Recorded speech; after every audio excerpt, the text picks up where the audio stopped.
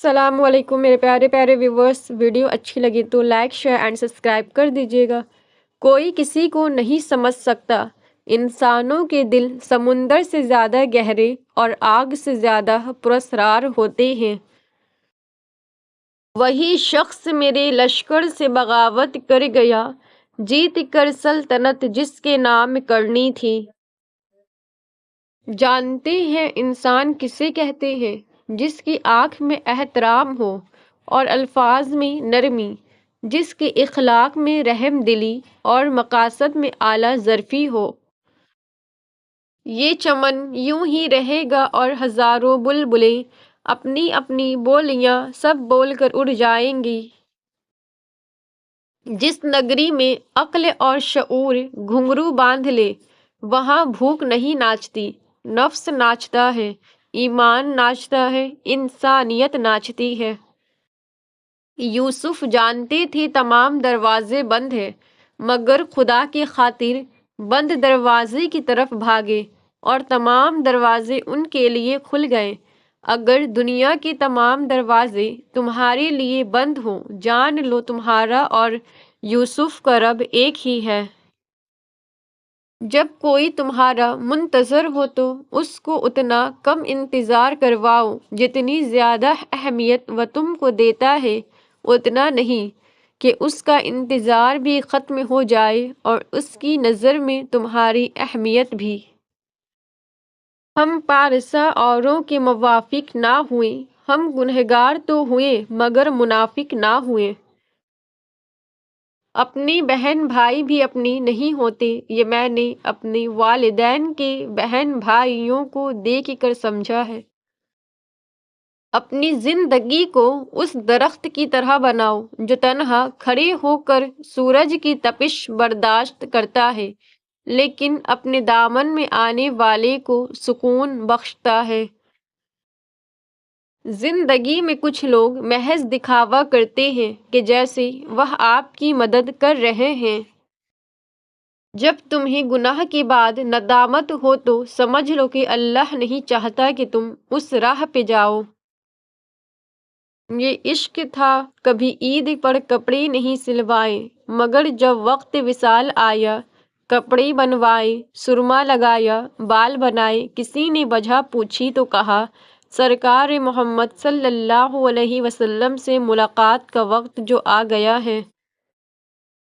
رسول اللہ صلی اللہ علیہ وسلم نے ارشاد فرمایا، جو شخص رات کو وضو کر کے سوئے تو ایک فرشتہ اس کے پاس رات گزارتا ہے۔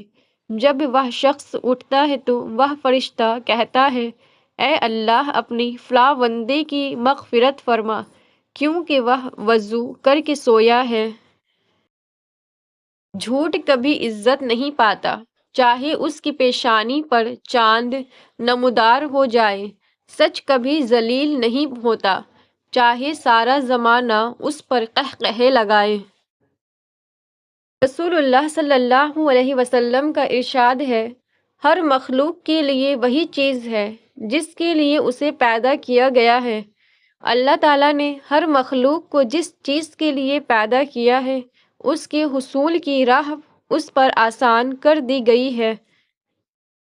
جب کوئی شخص سو کر اٹھے اور پھر وضو کرے تو 3 مرتبہ ناک جھاڑے، کیونکہ شیطان رات بھر اس کی ناک کے نٹھنے میں رات گزارتا ہے، جس سے آدمی پر سستی غالب آ جاتی ہے، پس ناک جھاڑنے سے وہ سستی دور ہو جائے گی۔ اللہ تعالیٰ فرمائے گا کہ ہر اس شخص کو دوزخ سے نکال دو جس نے مجھے ایک دن بھی یاد کیا ہو یا مجھ سے کسی مقام پر ڈرا ہو۔ حضرت عائشہ صدیقہ رضی اللہ تعالیٰ عنہا سے روایت ہے کہ آپ حضرت صلی اللہ علیہ وسلم نے فرمایا، وہ گھر جس میں قرآن کریم پڑھا جاتا ہے آسمان والوں کو ایسا دکھائی دیتا ہے جیسا کہ زمین والوں کو ستارے دکھائی دیتے ہیں۔ حضرت محمد صلی اللہ علیہ وسلم نے فرمایا، جب ایک جوان انسان توبہ کرتا ہے تو مشرق سے مغرب تک کے قبرستانوں میں سے 40 دن تک عذاب ہٹا لیا جاتا ہے۔ عقل مندوں سے تو بھری ہے مگر درد مندوں سے خالی ہے۔ جس دن لوگوں کو یہ بات سمجھ میں آ گئی کہ مخلوق سے محبت خالق تک لے جاتی ہے، اس دن روئے زمین پر امن قائم ہو جائے گا۔ ایمان تمہارے دلوں میں اسی طرح پرانا ہو جاتا ہے جس طرح کپڑا پرانا ہو جاتا ہے، لہٰذا اللہ تعالیٰ سے دعا کیا کرو کہ وہ تمہاری دلوں میں ایمان کو تازہ رکھے، آمین۔ تم یہ خیال کرتے ہو کہ تم پر ظلم کیا جا رہا ہے، حالانکہ وہ تو رائی کے دانے کے برابر بھی ظلم نہیں کرتا۔ وہ تمہاری تڑپ کو جانتا ہے، تمہیں سمجھتا ہے، بس وہ تمہیں آزماتا ہے تاکہ تم دنیا کی زندگی میں سرخرو ہو کر آخرت میں بلند ترین مقام مل سکے۔ کے دن آپ مسکراتے ہوئے بتا رہے ہوں گے کہ اللہ نے آپ کی دعا قبول کر لی ہے، اور اس دن آپ سمجھ جائیں گے کہ صبر کا پھل کتنا میٹھا ہوتا ہے اور اللہ پہ توکل کرنے کا اجر کیسا ہوتا ہے۔ اللہ نے آدم اور حوا کو جب زمین پر اتارا تو مختلف جگہوں پر اتارا۔ ان دونوں کو ایک دوسرے کو تلاش کرنے میں کئی برس لگے تھے۔ اللہ نے ہر انسان کا جوڑا اس دنیا میں اتارا ہے، کسی کو مل جاتا ہے کسی کو نہیں، مگر وہ ہوتا ضرور ہے۔ کرو سونے کے 100 ٹکڑے تو قیمت کم نہیں ہوتی، بزرگوں کی دعا لینے سے عزت کم نہیں ہوتی، ضرورت مند کو دہلیز سے خالی نہ لوٹاؤ، اللہ کے نام پر دینے سے دولت کم نہیں ہوتی۔ دل سے دعا ہے کہ آپ جن دعاؤں کے لیے ہاتھ اٹھائیں، فرشتے انہیں عرش الہی تک لے جائیں اور آپ کے ہاتھ گرنے سے پہلے وہ دعا قبول ہو جائے، آمین۔ رسول اللہ صلی اللہ علیہ وسلم نے ارشاد فرمایا، میری امت کے تمام لوگوں کے گناہ اللہ بخش دے گا سوائے ان لوگوں کے جو گناہ کر کے لوگوں کو فخر سے بتائے کہ ہم نے یہ گناہ کیا ہے۔ یہ امی کتنی پیاری چیز ہے، دوسری بار روٹی مانگو تو خوش ہو جاتی ہیں۔ مزید کی طلب سے پہلے موجود کا شکر لازم ہے۔ مقصد سفر سے ہے کسی منزل سے کیا غرض، اے موج زندگی تجھے ساحل سے کیا غرض۔ اللہ کی لاٹھی بے آواز ہے، وہ پہلے ڈھیل دیتا ہے اور پھر دیتا جاتا ہے۔ وہ جب رسی کو کھینچتا ہے نا تو انسان منہ کے بل آ کر گرتا ہے اور پھر کائنات کی کوئی شے اسے نہیں اٹھا سکتی۔ وہ لوگ جو تمہارے ساتھ ظلم کر کے سکون سے بیٹھے ہوئے ہیں نا، وہ آج نہیں تو کل مکافات عمل کا مزہ ضرور چکھیں گے۔